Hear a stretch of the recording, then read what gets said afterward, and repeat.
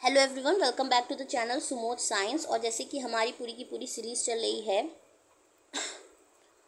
CBSE 2024, क्या हम सभी के कोशिश करेंगे सॉल्व करने के प्रीवियस ईयर क्वेश्चन पेपर। और इस समय जो सेट चल रहा है वो ये है, ये इसका पार्ट 6 है। और बाकी पार्ट अगर आपने नहीं देखे हैं तो जाकर चेक कर लें, पार्ट हमने बाकी सारे अपलोड कर दिए हैं। आज हम लोग सेक्शन बी पे जो थोड़े लेंदी क्वेश्चन होते हैं उन पे डिटेल में डिस्कस करेंगे। यहाँ मैं सबके सोल्यूशन दूंगी, उनको अच्छे से समझाऊंगी, तो बहुत धैर्य के साथ आप बने रहें और इसमें लगातार बने रहिएगा। तो जब भी आप तक वीडियो पहुँच जाए चैनल को सब्सक्राइब कर लीजिए, क्योंकि आगे की वीडियोज़ आप तक पहुँच जाएँ, ये बहुत इंपॉर्टेंट है। और जब भी मिलता है आपको ये करना है, ये मेरे लिए मोटिवेशन का भी काम करेगा। तो आपको चैनल सब्सक्राइब करना और लाइक भी करना है, और अच्छी लगे तो कमेंट भी करना है, ठीक है। कोई क्वेश्चन हो तो भी आप पूछ सकते हैं। आइए, प्रेजेंटेड बाय मी महिमा द्विवेदी, ठीक है। नौ क्वेश्चन पे आते हैं। और सेक्शन बी का जो क्वेश्चन है वो कह रहा है 4 पॉइंट चार्जेस हैं जो कि स्क्वायर पर रखे गए हैं और ABCD पर रखे हैं, यानी कि A पर 1 माइक्रोकूलम, B पर, ये बिल्कुल लाइन से लगा दीजिए। और स्क्वायर का जो साइड है वो 30 सेंटीमीटर। आपको नेट फोर्स बताना है 4 माइक्रोकूलम वाले चार्ज पर, जो कि सेंटर ऑफ द स्क्वायर पर है, ठीक है। तो देखिए यहाँ पर मैंने ये डायग्राम बना, पूरा सोल्यूशन भी दिया है। पर आपको सबसे पहला काम, अगर ऐसा क्वेश्चन आता है तो सबसे पहले क्या करना है कि स्क्वायर उठा के बना देना है, ठीक। स्क्वायर उठाकर जैसे ही बना देंगे उसके बाद यहाँ पर क्या करना है, आपको चार्जेस जो भी दिए गए हैं ABCD के, पहले ABCD लिख दीजिए। और उस पर जो चार्ज है, ये रहा A, ये रहा B, ये रहा C, लाइन से ही बनाना है D, ठीक है। फिर उसके बाद क्या करना है कि आपको पता है कि सेंटर पर आपका 4 माइक्रोकूलम वाला चार्ज रखा है, कुछ नहीं लिखा तो यानी प्लस का नेचर है इसका, ठीक। यहाँ पर क्या क्या बैठाए हैं, तो यहाँ पर उसने कुछ ऐसा बैठाया है कि A पर 1 माइक्रोकूलम बैठाया है, ठीक है। इस पर -2 माइक्रोकूलम का चार्ज बैठाया है, इस पर भी -2 माइक्रोकूलम का चार्ज बैठा, सॉरी इस पर 1 है, प्लस का 1 माइक्रोकूलम है, यहाँ -2 है D पर। ये उसने कुछ बैठाया है, ना हो तो आप क्वेश्चन में देख लीजिएगा, यही उसने बोला है ABCD पर ये चार्जेस बैठाए गए हैं। नेट फोर्स पूछ रहा है, ठीक है। आपको पता है जो फोर्स की डिपेंडेंसी होती है, ठीक, वो कुछ इस तरीके की होती है। फोर्स जो होता है वो अगर किसी एक पर्टिकुलर चार्ज पे लग रहा है और हमें ये पता है कि हमें देखना है कि 4 माइक्रोकूलम पे ये बाकी सब चार्ज क्या लगा रहे हैं, तो हमारा सारा जो फोकस होगा कि ये क्या लगा रहे हैं बाकी सारे चार्जेस इसके ऊपर। फोर्स का नेचर होता है 1/4 Q1 Q2 बाय R², यानी कि आपको हर एक चार्ज पर इंडिविजुअली चेक करना होगा कि ये इसके ऊपर क्या लगा रहा है, अलग अलग चार्जेस, ठीक है। तो फॉर्मूला होता है 1/4 को हमने K ले लिया और Q1 Q2 बाय R²। अब ये R² क्या होता है, दो चार्जेस के बीच की दूरी होती है, ठीक है। अब देखिए स्क्वायर के केस में ये सारी दूरियां क्या होंगी, सेम होंगी, ठीक है। चाहते तो हम निकाल सकते थे कि 30 और ये आधा करके यहाँ वाला निकालेंगे, 30 का आधा होता है, और ये सब करने की कोई ज़रूरत नहीं है, इतना कॉम्प्लिकेटेड आपसे पूछेगा ही नहीं, ठीक है। ये आपको पता है तो आप लेट आर कर लो, सबकी दूरी एक ही है, सेम है। तो हमने यहाँ पर ये बात लिख भी दी है कि सबकी दूरी OA OB OC OD जो कि है क्या है, एक है, और उसको हमने लेट कर लिया है कि R ही दूरी है सबकी, ठीक। ये हमारे क्वेश्चन को आसान बनाएगी। तो ये सारी दूरियां जो हैं दोनों की, यानी कि दोनों पे जो फोर्स लग रहा है जिस दूरी पर है वो दोनों के लिए सेम है, सबके लिए, चारों के लिए सेम है, ठीक। तो हमने R कर दिया है। अब हमारा काम सिर्फ और सिर्फ क्या होगा, ये सब तो R है ही है, एक मिनट, ये सब तो R है ही है, ठीक है, दूरी जो है इनकी। अब हम सबसे पहले देख लेंगे आखिरकार फोर्स क्या लग रहा है एक दूसरे पर। डायरेक्शन चेक करनी बहुत ज़रूरी है। इलेक्ट्रिक फील्ड और जो फोर्स है दोनों में हम डायरेक्शन चेक करते हैं, ठीक। तो ये O है, ठीक। तो इसके ऊपर देखिए, सबसे पहले A की बात करें तो A का नेचर क्या है, ये क्या है, ये लिखा है 1 माइक्रोकूलम, यानी प्लस का 1 माइक्रोकूलम है। और प्लस का अगर आपको दिख ना रहा हो तो मैं आपको अच्छे से और दिखा दूँ, ये जो है इसका नेचर 1 माइक्रोकूलम है A वाले का, ठीक। तो ये प्लस का नेचर है और ये भी प्लस का है। प्लस प्लस आपस में रिपल करते हैं तो इसकी डायरेक्शन इस तरफ होगी, ये धक्का देगा, चल हट इधर, ठीक है। तो इसका नाम हम क्या दे देते हैं, FOA, इस वाले का नाम वेक्टर में, ठीक है, वहाँ मैंने बनाया भी हुआ है। फिर बात करें कि वैसे ही हम करें जो B वाला है B वाला क्या करेगा, इसका नेचर क्या है, माइनस का है, यहाँ माइनस लिखा है, -2 माइक्रोकूलम, ठीक है। और ये प्लस का, दोनों ये वाला क्या करेगा, इसको अट्रैक्ट करेगा। तो अट्रैक्ट के लिए इधर ही होता है कि आजा मेरी तरफ, ठीक। तो माइनस वाला इस तरफ होगा, तो इसका नाम हमने दे दिया FOB। सिमिलरली क्या है कि O और C में देखें तो ये वाला नेचर क्या है इसका, +1 माइक्रोकूलम, अगेन ये इस तरफ धक्का देगा, तो इस तरफ जो धक्का देगा उसका नाम हमने FOC कर दिया है। एंड सिमिलरली D वाले के लिए करें तो D वाला माइनस का नेचर है, इसको अपने पास बुलाएगा और इसका क्या हो जाएगा, नेचर FOD का हो जाए, ठीक। सारे फोर्सेस हमने यहाँ पे क्या किए हैं, लगा दिए हैं, ठीक, अच्छी तरीके से। तो अब मैं आपको क्या करती हूँ, डायग्राम पे फोर्स सिर्फ दिखा रही हूँ ताकि आपको थोड़ा क्लियर हो। यहाँ पर जो फोर्स है वो कुछ इस तरह से लगा हुआ है, यहाँ है FOA, यहाँ पे लग रहा है FOC, यहाँ पर जो लग रहा है वो लग रहा है FOB, और यहाँ जो लग रहा है वो लग रहा है FOD, ठीक। अब आप देख सकते हैं कि एक एक लाइन पर देखें तो इस लाइन पर सबसे पहले फोकस किया जाए, ठीक है, इस लाइन पर। तो ये इसको और ये इसको, इस वाले +4 माइक्रोकूलम चार्ज को क्या कर रहा है, दोनों खींच रहे हैं एक दूसरे को अपोजिट्स की तरफ, ठीक है, एक दूसरे को अपोजिट खींच रहे हैं। तो हम पहले देख लेते हैं कि इनका मैग्नीट्यूड क्या है, क्योंकि वेक्टर के टर्म में दोनों अपोजिट है, पर अगर इक्वल एंड अपोजिट है तो इसके ऊपर कोई चार्ज, कोई फोर्स नहीं लगेगा इस लाइन पे, ठीक है, इक्वल एंड अपोजिट तो कोई फोर्स नहीं लगेगा, ठीक। तो आइए देख लेते हैं। इसके करने के बाद हम क्या किए, हमने मैग्नीट्यूड सबका निकाल लिया। FOA का निकाला जाए तो के, देखिए नेट जो इसके ऊपर फोर्स लग रहा है वो हमने यहाँ लिख दिया कि नेट फोर्स 4 माइक्रोकूलम ओ पे क्या लग रहा है, FOA plus FOB plus FOC, ये सारे वेक्टर सम कर दिए हैं, ठीक है। अब वेक्टर सम के लिए हमने यहाँ पे क्या किया है, सबका मैग्नीट्यूड पहले चेक कर रहे हैं। FOA का मैग्नीट्यूड अगर चेक किया जाए तो के इंटू, यहाँ देखिएगा, के इंटू FOA के ऊपर क्या है, प्लस जो चार्जेस हैं दोनों उनका मल्टीप्लाई करेंगे, अपॉन जो है डिस्टेंस जो है उनकी वो है R स्क्वायर, तो यही लिख दिया है। सिमिलरली सबको आप जब आप करोगे तो सबके मैग्नीट्यूड्स आप इसी तरह लिख लोगे, ठीक है। जब आप देखोगे तो आपको देखने को ये मिलेगा कि FOA का मैग्नीट्यूड और FOC का मैग्नीट्यूड आप देखो बिल्कुल सेम है, क्योंकि चार्ज 1 माइक्रोकूलम है, बस इनका नेचर क्या है, अपोजिट है। नेचर क्या है, अपोजिट है, जो कि आपको यहाँ दिख रहा है। FOA का नेचर इस तरफ ये इसको खींच रहा है, ये इसको FOC के साथ इक्वल मैग्नीट्यूड से खींच रहा है, बस अपोजिट डायरेक्शन में खींच रहा है, तो ये कहीं नहीं जाएगा ना। दो बराबर की शक्ति वाले लोग एक इंसान को इधर भी खींच रहे हो उधर भी खींच रहे हो, तो ये कहीं जाएगा क्या, नहीं, ये यहीं रहेगा, ठीक है। तो इसके ऊपर नेट फोर्स इस लाइन में 0 है।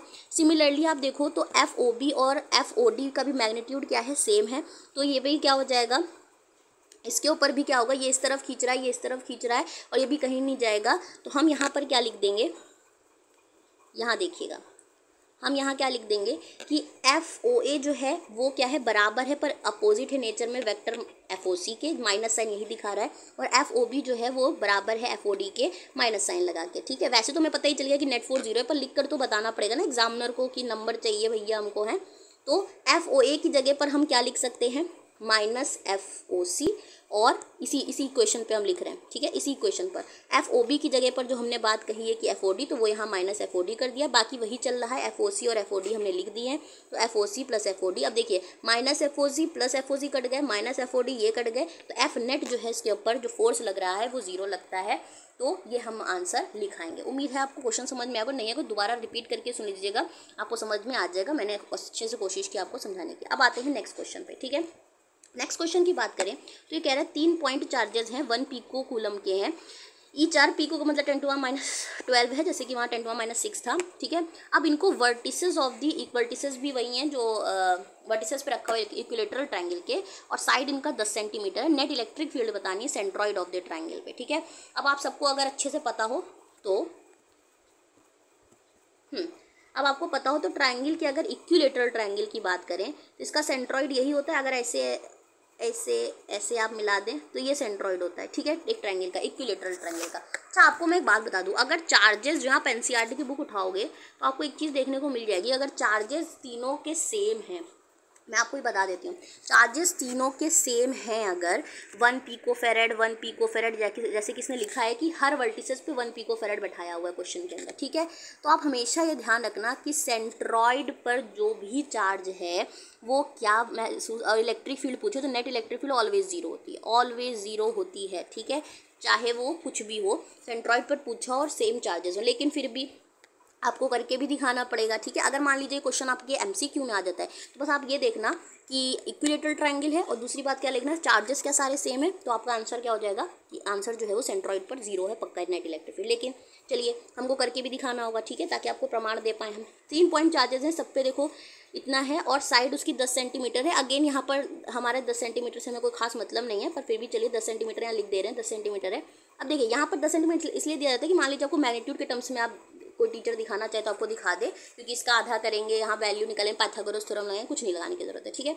आपको क्या पता होना चाहिए कि अगर आप थोड़ा बहुत भी नॉलेज रखते हैं तो अगर इसको भी हम ABCD के नाम दे दें, ठीक है, तो यहाँ क्या होगा, OA मैथमेटिकली OB और OC, ये जो दूरी है, क्योंकि हमें यही निकालना, इन्हीं पे फोर्स लग रहा है, ठीक है, ये जो दूरी है ये बराबर होती है, ठीक। तो हमने यहाँ पर भी यही बात लिख दी है, अगर हम सेंटर पर बना रहे हैं, अभी मैं आपको डायरेक्शन सब बताऊंगी, तो यहाँ पर भी ये बात लिख दी है कि OA OB OC जो है वो बराबर है, उनको हम R लेट कर रहे हैं क्वेश्चन को सॉल्व करने के लिए, ठीक, ये हमने R लेट कर दिया। अब हम फोर्सेस की डायरेक्शन को बनाने जा रहे हैं, ठीक है, अब फोर्सेस की डायरेक्शन को बनाने जा रहे हैं, तो ढंग से देखिएगा कि फोर्सेस की डायरेक्शन क्या होंगी।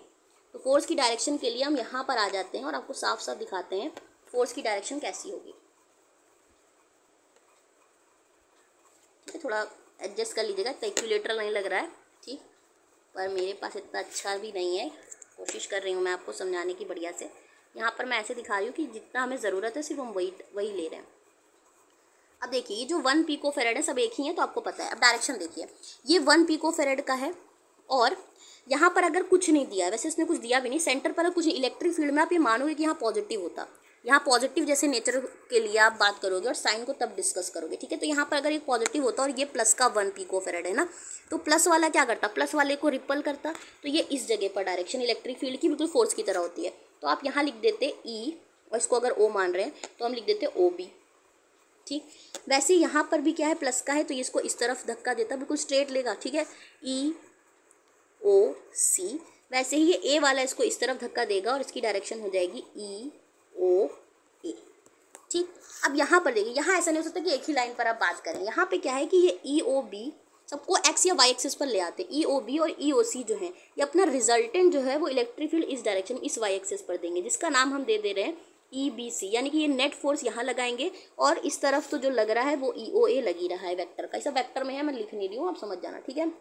तो अब देखिए सबसे पहले हम ये मैग्नीट्यूड निकालेंगे, ये और ये यहाँ पर जो है वो इस जगह पर जो इलेक्ट्रिक फील्ड नेट कर रहे हैं वो वैल्यू क्या है, और ई ओ ए की वैल्यू तो हम अच्छी तरह निकाल लेंगे इलेक्ट्रिक फील्ड के फॉर्मूले से। अब इलेक्ट्रिक फील्ड का आप सब फॉर्मूला एक जानते हो कि इलेक्ट्रिक फील्ड का वही फॉर्मूला के क्या होता है, जो चार्ज लगा रहा है फोर्स और अपॉन आर स्क्वायर होता है, यही तो होता है, तो यही यहाँ पर लगाना है आपको, ठीक।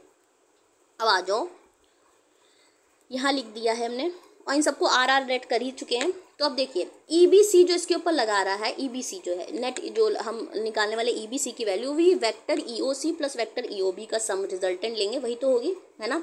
यहाँ भी बात की हमने, हमें सबसे पहले निकालना है कि ये ई बी सी की क्या वैल्यू है, ठीक है। तो इसकी वैल्यू निकालने के लिए रिजल्टेंट, और आप सबको पता है दो वेक्टर का जब हमें रिजल्टेंट निकालना होता है कि मैग्नीट्यूड में वो क्या है, तो हम लोग एक रिजल्टेंट का फॉर्मूला आप सबने पढ़ा होगा, क्योंकि क्या होता है रिजल्टेंट का फॉर्मूला क्या होता है, किसी वेक्टर का रिजल्टेंट निकालना कि क्या है, तो वो वेक्टर का A square B square plus 2ab cos theta, यानी कि उन दोनों के बीच में क्या एंगल बनना है, ये निकाला था ना, इसी की मदद से निकालेंगे। तो इसकी मदद से जो हम निकालने वाले हैं वो यहाँ पर है, एक मिनट वहाँ पहुँच जाएं जहाँ पर हैं हम लोग, हाँ ठीक।